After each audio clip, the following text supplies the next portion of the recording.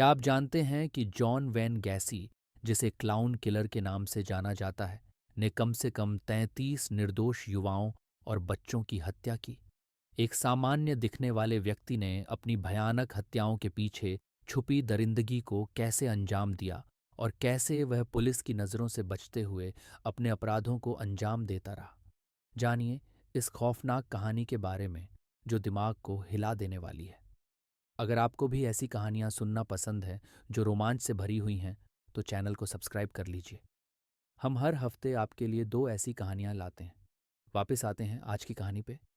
John when गैसी का जन्म 17 मार्च 1942 को शिकागो, इलिनॉयस में हुआ था।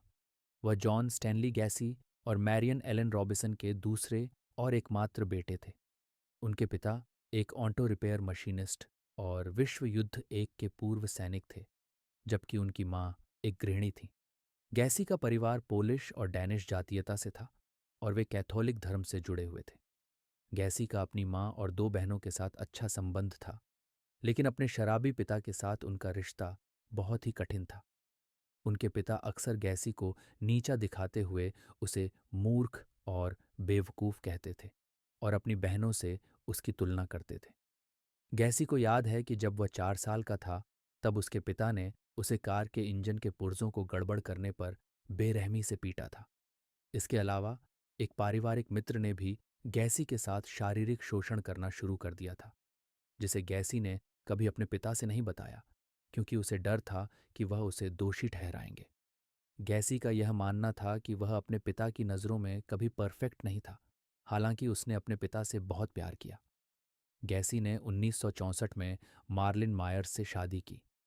शादी के बाद वे वॉटरलू, आयोवा में बस गए, जहां मार्लिन के पिता ने 3 केएफसी रेस्तरां खरीदे थे और गैसी को इन रेस्तरां का प्रबंधक बनाने का प्रस्ताव दिया था।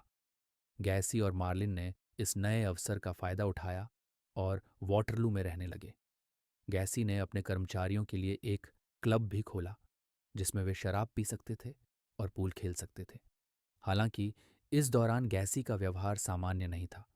वह मुख्य रूप से कर्मचारियों में पुरुषों के साथ घुलता मिलता था और कई बार शराब पिलाकर यौन उत्पीड़न करने की कोशिश करता था। शादी के कुछ साल बाद 1966 में गैसी और मार्लिन के घर बेटे का जन्म हुआ और अगले साल एक बेटी का भी जन्म हुआ। गैसी ने इस समय को अपनी जिंदगी का सबसे अच्छा दौर बताया, क्योंकि उसे लगता था कि उसने आखिरकार अपने पिता का अनुमोदन प्राप्त कर लिया था। इसके बाद जब गैसी के माता पिता ने जुलाई 1966 में उन्हें देखा, तो उसके पिता ने निजी तौर पर अपने पुराने व्यवहार के लिए माफ़ी मांगी और कहा, बेटा, मैं तुम्हारे बारे में गलत था। इस तरह के बदलाव ने गैसी को यह एहसास दिलाया कि वह अपने परिवार के लिए सही रास्ते पर चल रहा है, लेकिन असल में उसका अंधेरा पक्ष और भी गहरा हो चुका था। 1968 में गेसी को पहली बार एक किशोर के साथ यौन शोषण के आरोप में सजा हुई।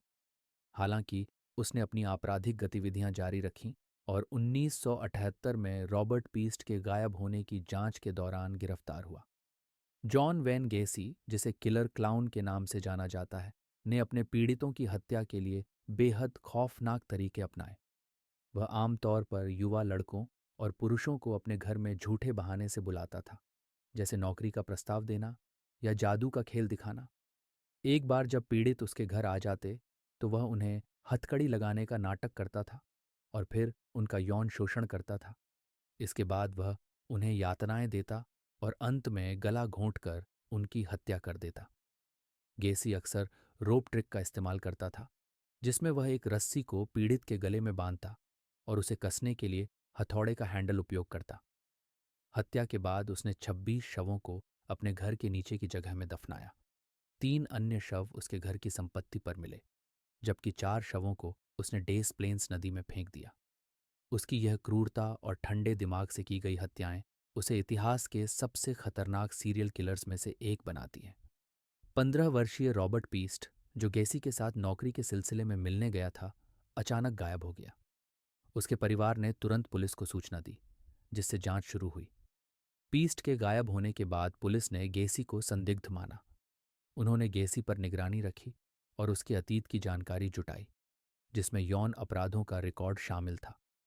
पुलिस ने गेसी के घर की तलाशी ली, जहां उन्हें संदिग्ध वस्तुएं मिलीं, जैसे कि गुमशुदा व्यक्तियों से जुड़े सामान। हालांकि कोई ठोस सबूत नहीं मिला जिससे उन्हें गिरफ्तार किया जा सके। पुलिस ने लगातार गेसी पर नजर रखी। इस दौरान उन्होंने देखा कि उसका व्यवहार संदिग्ध था। दबाव में आकर गेसी ने शराब पीते हुए अपने वकील को कुछ अपराधों की बात बताई। पुलिस को दूसरा सर्च वारंट मिला। उन्होंने गेसी के घर के क्रॉल स्पेस में खुदाई की और वहां से शव बरामद किए। ये स्पष्ट हो गया कि उसने कई हत्याएं की थीं। शव मिलने के बाद गेसी को गिरफ्तार कर लिया गया। पूछताछ में उसने 33 हत्याओं का कबूलनामा किया और बताया कि उसने शवों को अपने घर में दफनाया था या नदी में फेंका था। इस तरह पुलिस ने सबूतों और निगरानी के आधार पर उसे पकड़ने में सफलता पाई। जॉन वेन गैसी ने अपनी गिरफ्तारी के बाद 22 दिसंबर 1978 को पुलिस के सामने अपनी हत्याओं का कबूलनामा किया। यह कबूलनामा अमेरिकी इतिहास में सबसे भयावह अपराधों में से एक के रहस्य को उजागर करता है। 15 वर्षीय रॉबर्ट पीस्ट, जो गेसी के साथ नौकरी के सिलसिले में मिलने गया था, अचानक गायब हो गया। उसके परिवार ने तुरंत पुलिस को सूचना दी, जिससे जांच शुरू हुई। पीस्ट के गायब होने के बाद पुलिस ने गेसी को संदिग्ध माना। उन्होंने गेसी पर निगरानी रखी और उसके अतीत की जानकारी जुटाई, जिसमें यौन अपराधों का रिकॉर्ड शामिल था। पुलिस ने गेसी के घर की तलाशी ली, जहां उन्हें संदिग्ध वस्तुएं मिलीं, जैसे कि गुमशुदा व्यक्तियों से जुड़े सामान। हालांकि कोई ठोस सबूत नहीं मिला जिससे उन्हें गिरफ्तार किया जा सके। पुलिस ने लगातार गेसी पर नजर रखी। इस दौरान उन्होंने देखा कि उसका व्यवहार संदिग्ध था। दबाव में आकर गेसी ने शराब पीते हुए अपने वकील को कुछ अपराधों की बात बताई। पुलिस को दूसरा सर्च वारंट मिला। उन्होंने गेसी के घर के क्रॉल स्पेस में खुदाई की और वहां से शव बरामद किए। ये स्पष्ट हो गया कि उसने कई हत्याएं की थीं। शव मिलने के बाद गेसी को गिरफ्तार कर लिया गया। पूछताछ में उसने 33 हत्याओं का कबूलनामा किया और बताया कि उसने शवों को अपने घर में दफनाया था या नदी में फेंका था। इस तरह पुलिस ने सबूतों और निगरानी के आधार पर उसे पकड़ने में सफलता पाई।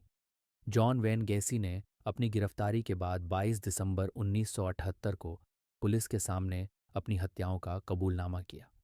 ये कबूलनामा अमेरिकी इतिहास में सबसे भयावह अपराधों में से एक के रहस्य को उजागर करता है।